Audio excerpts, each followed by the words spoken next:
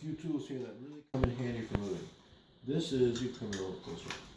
This is a Milwaukee offset adapter, and I really like this for getting tables like this, getting right underneath the table.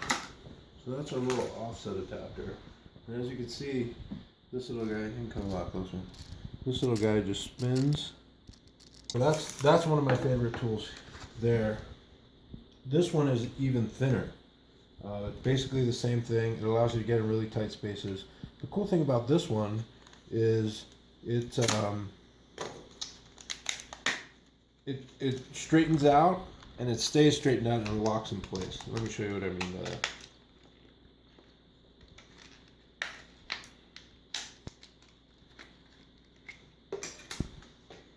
So, you know, wobbles here. It's kind of like a little wobble bit. So it will lock into place like that and stay locked. It's also really super rigid. It keeps that one in place so that it doesn't come out when you're trying to tighten something up. So that's really key. And then once you get into the space that you need, if you need it straightened out, so it can be a very versatile bit. I usually just leave it on the gun. And of course, I really like these Ryobis.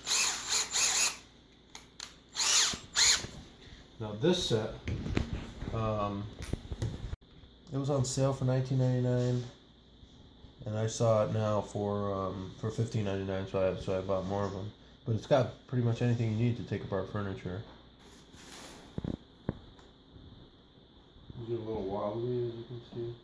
I find that the number 4 bit is nearly universal for most types of small assembled things like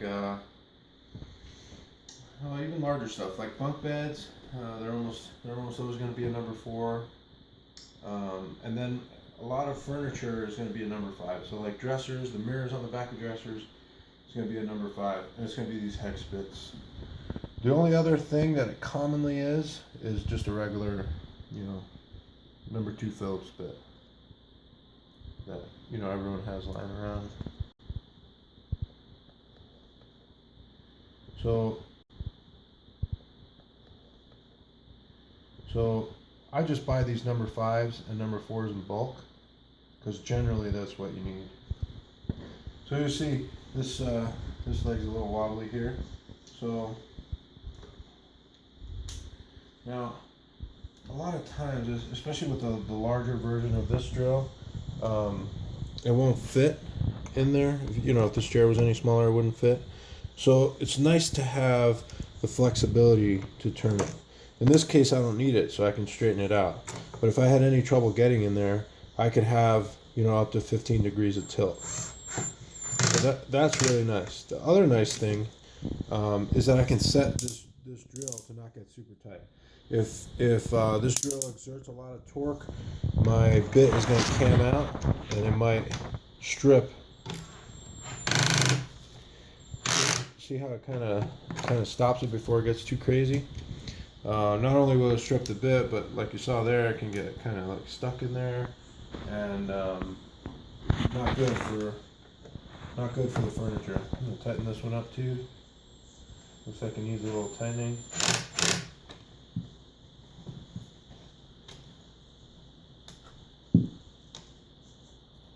Now, this is where this tool comes in. If you want to zoom in a little bit, you'll see that for this lower one, it's hard for me to get a good purchase in there. Like if I stuck it in there, if this wasn't a wobble bit, and I just stuck it in there, since the drill is at such a weird angle, it would cam out because I don't have the angle I need. So we see from here where if I try to put this on there, I'm gonna, if this wasn't able to be bent, I would come in at a slight angle, and that slight angle, especially when you're all the way tight, is enough to strip that screw out. So especially when it's really close, there's not enough clearance between the screw and the back. This is really nice because it gets in there solid. It's all the way in. Now it's not going to mess up.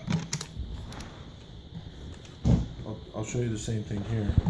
This back is on pretty tight. I'll tighten it up just in case.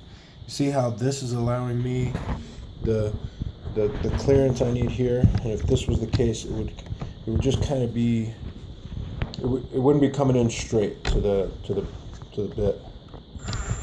The bit wouldn't be straight to the screw.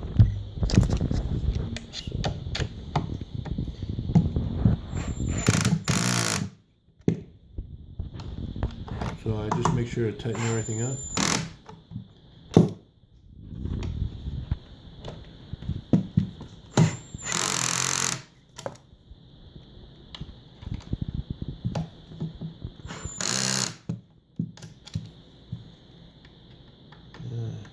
Here you see me really using the 15 degrees there that I need just to get a good tight. Cool. There you go, that tightens it up. That's why I really like this this DeWalt pivot holder. I guess it's called a Max Fit. I find them all the time at Home Depot for about $5. I've seen them on Amazon for $8. So they're not the cheapest. The other tool I use is this right angle adapter.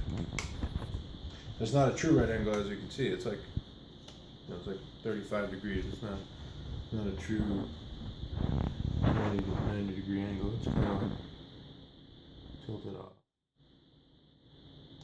So same deal here.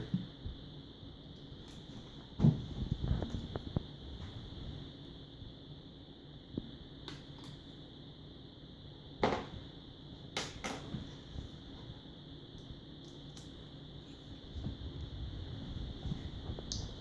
can hold on to it like this, get in on it.